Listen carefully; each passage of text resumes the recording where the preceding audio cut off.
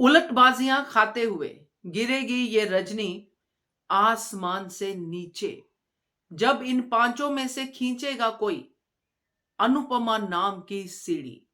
नमस्कार दोस्तों, स्वागत है आपका आपके अपने चैनल हंग्री स्पिरिट्स में। हंग्री स्पिरिट्स देख रहे सारे दर्शकों का मैं अंजू शर्मा दिल से स्वागत करती हूं। बहुत उड़ रही है रजनी भाई, बहुत ज्यादा। और ये उड़ान अब बहुत लंबी नहीं रही, क्योंकि अब रजनी ने क्लियर कर दिया है कि वो तो इस सीढ़ी को चढ़ के रहेगी और आसमान तक पहुंच के रहेगी, मगर आखिरी डंडे पे पहुंचते ही उल्टबाजियां खा के गिरेगी, क्योंकि नीचे जो पांच खड़े हैं, जिनमें कुछ अनुपमा के वेल विशर है और कुछ रजनी के दुश्मन हैं। तो जब सीढ़ी खींचेंगे, क्योंकि आसमान छूने तो नहीं देंगे, जिस तरह से रजनी चल रही है तो गिरेगी तो बहुत ही बुरी तरह से। तो इन पांचों में से कौन होगा वो नंबर 1 पे सीढ़ी खींचने वाला? योगदान तो सबका होगा, मगर ज्यादा कंट्रीब्यूशन किसका होगा और कौन लेगा मेन लीड? चलिए बात करते हैं। पहले वही निवेदन, जिन्होंने अभी तक चैनल को सब्सक्राइब नहीं किया है कर लीजिए, साथ में दोस्तों बेल आइकॉन दबाइएगा ताकि आपको हमारे वीडियोस के नोटिफिकेशन मिलते रहे। तो जो 5 लोगों की अब मैं बात करने वाली हूं, हम हमेशा इनकी बात आगे पीछे करके करते रहते हैं कि इसने समझाया, उसने समझाया, इसकी गलती, ये फायदा उठा रहा है, और खुद अनुपमा इसके बारे में क्या सोच रही है। तो इन पांचों में से सबसे पहले बात करते हैं पराग कोठारी की। क्या पराग कोठारी होगा वो इंसान जो अनुपमा नाम की सीढ़ी खींचेगा? क्योंकि पराग कोठारी का एक फंडा इन्होंने बीच में डाला था कि पराग कोठारी रजनी को कहता है कि किसी की बद्दुआ नहीं चाहिए, काम लीगल होना चाहिए। और ये रजनी इलीगल काम करने के लिए अनुपमा को यूज कर रही है, और इलीगल काम पराग कोठारी को पसंद नहीं है, चाहे अनुपमा उसमें इन्वॉल्व हो ना हो, मगर पराग कोठारी को इलीगल तरीके से ये बिजनेस शुरू नहीं करना है।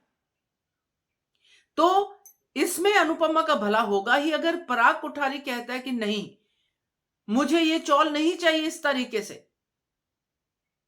जब ये चौल के लोग दे ही नहीं रहे, आप धोखे से साइन करवा रही हो, तो ये मुझे नहीं चाहिए। उसको अनुपमा वहां पे है, नहीं है पराग कोठारी को इस बात का, चाहे फर्क ना पड़े, मगर इस बात का पड़ेगा, इसलिए वो अनुपमा को सच बताएगा कि आपका यूज हो रहा है।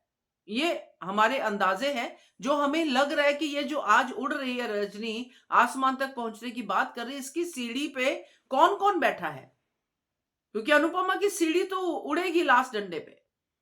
तो पहले तो पराग कोठारी को हमने डिस्कस किया। अब आते हैं दूसरे नाम पे, जो है राही।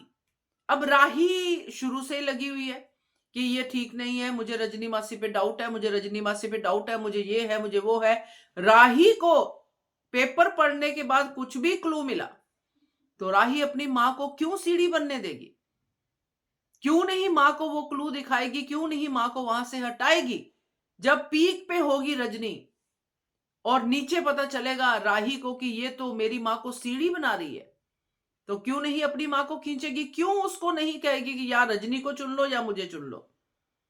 हर तरह की कोशिश करेगी राही अपनी मां को इस सीढ़ी के जो पॉइंट ऑफ व्यू है उसमें भरने के लिए, यानी कि ये ना हो, ये होने के लिए।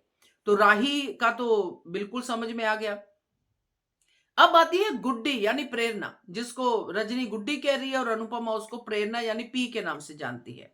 तो प्रेरणा की बात हमने कल की है, जो रजनी के पॉइंट ऑफ व्यू से की है कि रजनी प्रेरणा के लिए अनुपमा को जो है खुद ही मना कर देगी कि हम नहीं करते हैं ये सब चीजें, हम कोई और चौल देखते हैं, इसको छोड़ देते हैं, है ना। इनका इनका मैंने कर दिया है, इनकी चौल को अब कोई नहीं तोड़ेगा। अगर रजनी उस पॉइंट से जाती है तो भी अनुपमा नाम की सीढ़ी कैंसल है गुड्डी की वजह से। अगर दूसरे पॉइंट से जाती है गुड्डी, जो आज रजनी ने कहा कि अगर गुड्डी को यह बात पता चल गई तो वो तो बहुत बवाल करेगी, वो तो हमें करने ही नहीं देगी ये सब। मतलब कहने का कि गुड्डी को यह बात पता चलेगी। तो दोनों हादसों में गुड्डी तो है, गुड्डी की भलाई के लिए या तो अनुपमा को सीढ़ी मानने से इनकार करेगी रजनी, जहां गुड्डी जबरदस्ती जब आएगी, सुनेगी ये बातें, तो फिर गुड्डी कहेगी कि ये नहीं होगा, तो भी ये सीढ़ी कैंसिल हो जाएगी। तो गुड्डी की वजह तो दो दिख रही है साफ साफ। अब आते हैं चौथे कंटेस्टेंट पे, जो यहां पे बहुत ही जरूरी है। और उसकी बात अगर करें तो वो है वरुण, जो कि सबसे ज्यादा जरूरी है यहाँ पे, क्योंकि वो हर उस डायलॉग को जो रजनी एंड में बोलती है कि बेटा राजनीति में ये करना पड़ता है, सीख जाएगा तू धीरे धीरे, हर बार उसकी आंखें कुछ और कहती हैं जब ये सीन एंड होता है, आज भी कह के गई। तो ये सीढ़ी के आखिरी डंडे पे पहुंचते ही रजनी के नीचे से अनुपमा नाम की सीढ़ी खींचेगा वरुण और सारी वोटें अपनी तरफ लेके जाएगा। ये वाला पार्ट मुझे ज्यादा इंटरेस्टिंग लग रहा है। इस पे हमने बात भी पहले की है। आज बात करना ज्यादा जरूरी है क्योंकि आज वो आसमान छूने की बात कर रही है और कह रही है कि महान लोग होने चाहिए, बट महान लोगों को यूज करो, बस इसीलिए होते हैं महान लोग। तो रजनी तो ये बातें कह रही है, मगर ये राजनीति तो वरुण भी सीख रहा है रजनी से। तो वो रजनी को क्यों ना यूज करे? जब रजनी अपनी दोस्त अनुपमा को धोखा दे सकती है, तो वो अपनी मां को धोखा क्यों ना दे? तो वरुण ये सीढ़ी खींच सकता है, और जब वो सीढ़ी खींचेगा साथ में चौल भी मिलेगी और साथ में वोट भी मिलेंगे। तो ये तो वरुण का बिल्कुल क्लियर फंडा लग रहा है और काफी स्ट्रांग लग रहा है।